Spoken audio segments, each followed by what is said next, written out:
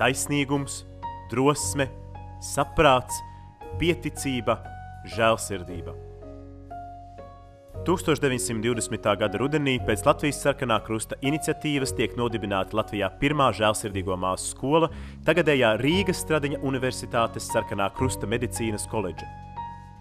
Skola tiek veidot pēc Florences Nightingales skolu parauga, un par tās pirmo direktoru kļūst ķirurgs, Latvijas Sarkanā krusta slimnīcas direktors Aleksandrs Neibergs.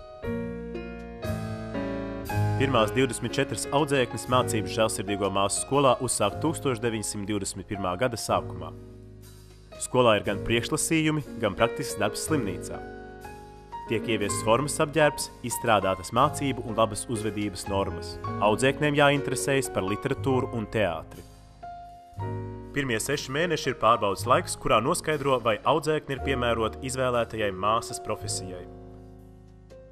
Tā kā māsu skolas pamatuzdevums ir tuvināt teoriju praksei, sākotnēji tā darbojas Sarkanā krusta slimnīcas telpās, bet 1928. gadā iegūst speciāli būvētu ēku Rēvelis, tagad Tallinas ielā 95. Skolā strādā lektrises, māsas, kuras beigušas gan augstākos kvalifikācijas kursus, gan studējušas Londonā, Vīnē un Dānijā.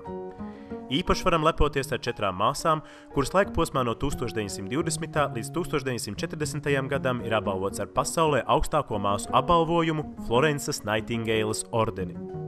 1936. gada 18. novembrī tiek iesvētīta par Sarkanā krusta līdzekļiem būvētā jaunā skolas ēka, Ēgļu, tagad Jāņasara ielā 5.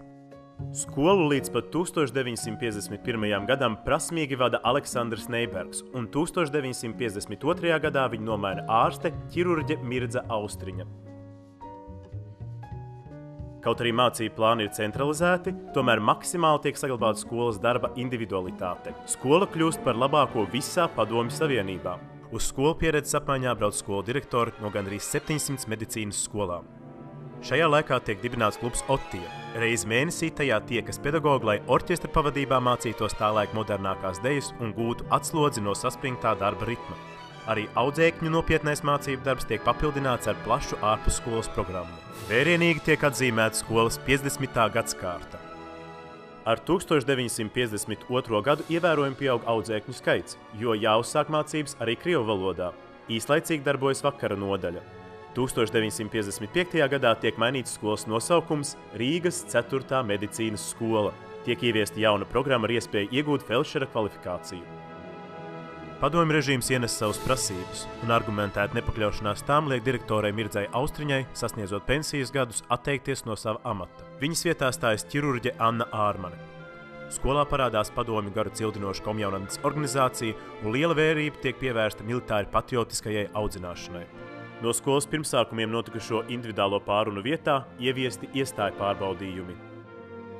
1985. gadā par Rīgas 4. medicīnas skolas direktoru kļūst ārsts Pēteris Kučāns. Tiek nodibināta sakara ar Zviedriju, Vāciju un Amerikas Savienotajām valstīm. Tiek izveidota jauna apmācības programma Medicīnas māsas palīgs.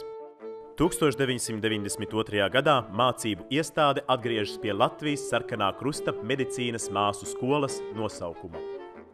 Pateicoties direktora Pētera Kučāna iniciatīvai un skatījumam nākotnē, skola saglabā savu individualitāti un savas tradīcijas. 2004. gadā skola kļūst par Sarkanā krusta medicīnas koledžu un piedāvā iespēju iegūt pirmā līmeņa profesionālo augstāko izglītību. Tiek slēgti sadarbības līgumi ar Rīgas un Latvijas veselības aprūpes iestādēm. 2010. gada 1. janvārī skola pāriet Rīgas Stradiņa Universitātes pāraudzībā un kļūst par tās aģentūru Rīgas Stradiņa Universitātes Sarkanā krusta medicīnas koledžu. Skolā var apgūt 2 pirmā līmeņa augstākās izglītības programmas – māszinības un ārstniecība, kā arī arodizglītības programmas – māszinības. Koledža lepojas ar augstu kvalificētiem mācību spēkiem, talantīgiem studentiem un senām māsu izglītošanas tradīcijām. Esam lepni arī par mūsu skolas ēku, ko projektējis arhitekts Aleksandrs Klinklaus un kas ir iekļauta Rīgas kultūrvēsturisko pieminekļu sarakstā. Skola savas pastāvēšanas laikā ievēro tās pamatvērtības, kuras simbolizē sarkanā krusta zīme un iemieso žēlsirdīgā māsa. Taisnīgums, drosme, saprāts, pieticība, žēlsirdība.